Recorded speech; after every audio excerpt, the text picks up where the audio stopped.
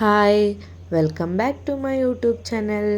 I hope ಎಲ್ಲರೂ ಚೆನ್ನಾಗಿದ್ದೀರಾ ಅಂತ ಅನ್ಕೋತೀನಿ. ನಾನು ತುಂಬಾ ಚೆನ್ನಾಗಿದ್ದೀನಿ. ಇವತ್ತೊಂದು ವಿಡಿಯೋ ಏನಪ್ಪ ಅಂದರೆ, ನೀವು ಆಲ್ರೆಡಿ ತಮ್ನೇನಲ್ಲಿ ನೋಡ್ಕೊ ಬಂದಿರ್ತೀರಾ. ನಮ್ಮ ಸಿರಿಮಾಗೆ 6 ಮಂತು ಕಂಪ್ಲೀಟ್ ಆಗಿದ್ದರಿಂದ ಅವಳಿಗೆ ಫೋಟೋಶೂಟ್ ಮಾಡೋಣ ಅಂತ ನಾನೆಲ್ಲ ರೆಡಿ ಮಾಡ್ಕೋತಾ ಇದ್ದೀನಿ. ಮಾಮೂಲಿ ಪ್ರತಿ ಸಲದ ಥರ ಒಂದು ಬೆಡ್ಶೀಟ್ನ ಹಾಸ್ತೀನಿ. ಏನಕ್ಕೆ ಅಂದರೆ ಅವಳು ಸ್ವಲ್ಪ ಗ್ರಿಪ್ಪಾಗಿ ನೀಟಾಗಿ ಮಲ್ಕೋತಾಳೆ. ಕೆಳಗಡೆ ನೆಲ ಏನೂ ಒತ್ತಲ್ಲ. ಅದು ಬೆಡ್ಶೀಟ್ ಹಾಕೋದ್ರಿಂದ ಅವಳಿಗೆ ತೆಳುವಾಗಿ ಸಿಗುತ್ತೆ ಅಂದ್ಬಿಟ್ಟು ನಾನು ಯಾವಾಗಲೂ ಆ ಬೆಡ್ಶೀಟ್ನ ಹಾಕೋತೀನಿ. ಮತ್ತು ಅವಳಿಗೆ 6 ಮಂತು ಮಾಡ್ತಿರೋದ್ರಿಂದ ಈ ಥರ ಈ ಗ್ರೀನ್ ಸ್ಯಾರಿನ ಪ್ಲೇನ್ ಸ್ಯಾರಿಗಳನ್ನೇ ಆಲ್ಮೋಸ್ಟ್ ಯೂಸ್ ಮಾಡಿದ್ರೆ ಚೆನ್ನಾಗಿರುತ್ತೆ ಅಂದ್ಬಿಟ್ಟು ನಾನು ಯಾವಾಗಲೂ ಜಾಸ್ತಿ ಪ್ಲೇನ್ ಸ್ಯಾರಿನೇ ಯೂಸ್ ಮಾಡ್ತೀನಿ. ಹಾಗೆ ಈ ಸಲನೂ ಗ್ರೀನ್ ಕಲರ್ದು ಪ್ಯಾರಟ್ ಗ್ರೀನ್ ಒಂದು ಪ್ಲೇನ್ದು ಸ್ಯಾರಿ ಇತ್ತು, ಅದನ್ನೇ ಯೂಸ್ ಮಾಡ್ತಿದ್ದೀನಿ. ಫಸ್ಟು ನೀಟಾಗಿ ಎಲ್ಲ ಅರೇಂಜ್ ಮಾಡ್ಕೊಂಡ್ಮೇಲೆ ಈ ಥರ 2 ಚಿಕ್ಕದು ಶಾಲ್ ಥರ ದುಪ್ಪಟ್ಟ ಇದ್ದರೆ ನೋಡ್ಕೋಬೇಕು. ನಾನು ಅವಳಿಗೆ 6 ಮಂತ್ ಕಂಪ್ಲೀಟ್ ಆಗಿರೋದ್ರಿಂದ ಈಗ ಸಾಲಿಡ್ಸ್ ಎಲ್ಲ ಕೊಡ್ಬೋದು.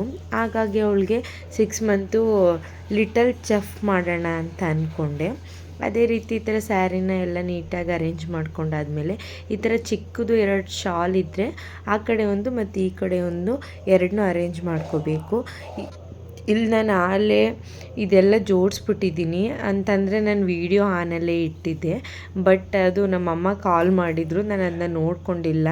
ಹಾಗಾಗಿ ಅದು ವೀಡಿಯೋ ಕ್ಯಾಮ್ರಾ ಆಫ್ ಆಗಿಬಿಟ್ಟಿತ್ತು, ನಾನು ನೋಡಿರಲಿಲ್ಲ. ಆಮೇಲೆ ನೋಡಾದ್ಮೇಲೆ ಅಯ್ಯೋ ಅಂದ್ಕೊಂಡು ಮತ್ತೆ ವೀಡಿಯೋನ ಆನ್ ಮಾಡಿಕೊಂಡೆ.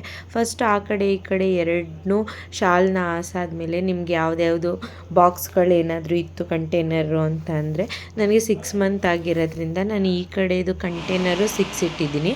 ಮತ್ತು ನನ್ನ ಮಗ ಆಟಾಡೋಕ್ಕೆ ಅಂತ ಅಂದ್ಬಿಟ್ಟು ಚಿಕ್ಕದು ಗ್ಲಾಸ್ದು ಪಿರಮಿಡ್ ಆಟಾಡ್ತಾನೆ, ಅದನ್ನ ಇಟ್ಕೊಂಡಿದ್ದ. ಅದನ್ನೂ ಆ ಕಡೆ ನೀಟಾಗಿ ಅರೇಂಜ್ ಮಾಡಿದ್ದೀನಿ. ಮತ್ತು ಗ್ಲಾಸಿನ ಲೋಟಗಳು, ಪಿಂಗಾಣಿದು ಆ ಥರ ಎಲ್ಲ ಇತ್ತು ಅಂತಂದರೆ ಆ ಥರ ಅರೇಂಜ್ ಮಾಡ್ಕೊಳ್ಳಿ. ಮತ್ತು ಇಲ್ಲಿ ಕಂಟೇನರ್ ಇದೆಯಲ್ಲ, ಕಂಟೇನರ್ ಕೆಳಗಡೆ ನಾನು ಚಿಕ್ಕ ಸೌಟ್ಗಳು ಡೈಲಿ ಯೂಸ್ ಮಾಡ್ತೀವಲ್ಲ ಆ ಥರ ಎಲ್ಲ ಇಟ್ಕೊಂಡೆ. ನೆಕ್ಸ್ಟ್ ಅಲ್ಲಿ ಗ್ಯಾಸ್ದು ಸ್ಟವ್ದು ಇದಿರುತ್ತಲ್ಲ ಒಲೆ, ಅದನ್ನ ಇಟ್ಟೆ.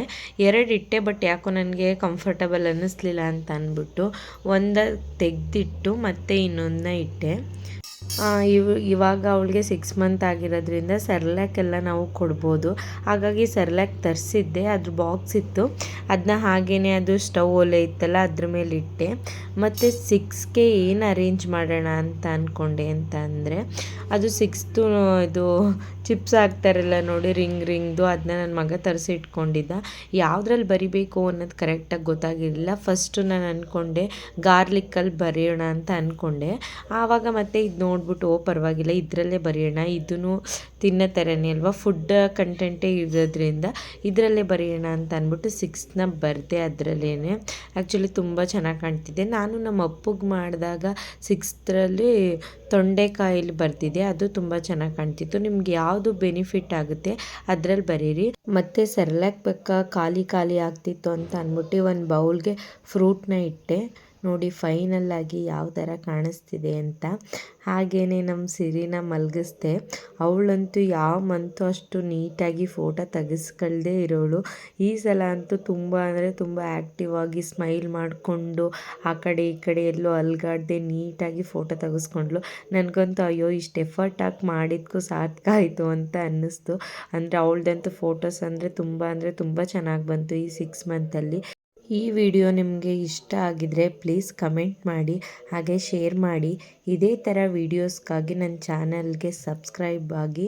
ಇದೇ ಥರ ಏನಾದರೂ ಫೋಟೋಶೂಟ್ದು ಐಡಿಯಾ ಬೇಕು ಅಂದರೆ ಪ್ಲೀಸ್ ಕಮೆಂಟ್ ಮಾಡಿ, ನಾನು ನೆಕ್ಸ್ಟ್ ವೀಡಿಯೋನಲ್ಲಿ ಪೋಸ್ಟ್ ಮಾಡ್ತೀನಿ. Thanks for watching.